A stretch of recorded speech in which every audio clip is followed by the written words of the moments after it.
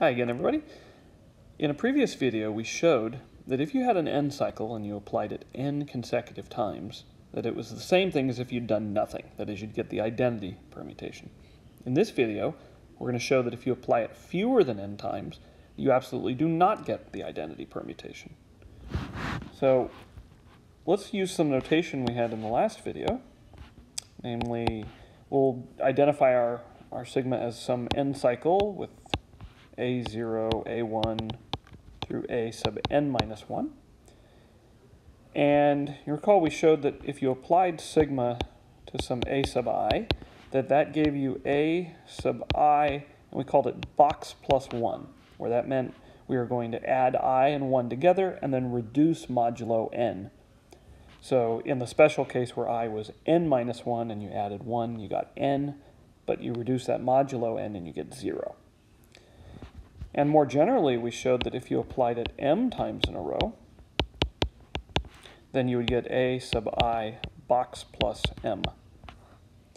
So if we were in the case where sigma to the m was equal to the identity, then we would know that sigma to the m applied to ai would have to equal a sub I.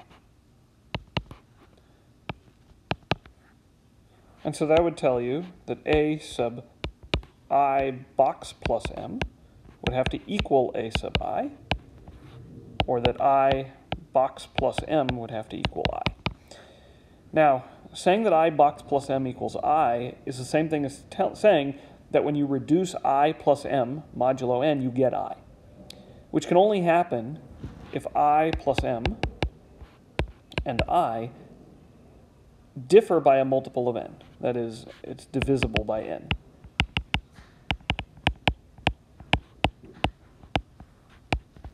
All right, of course, I plus m minus I is just equal to m. So m would have to be divisible by n. Well, if we're starting with some m, as we do up here, which is strictly between, well, at least between 1 and n and strictly less than n, then m cannot be divisible by n. Right? It's just too small. Right? The only things divisible by n are going to be 0, which m is bigger than, and n, and 2n, and so forth. So this is not going to happen. Right? So m cannot be between 1 and n.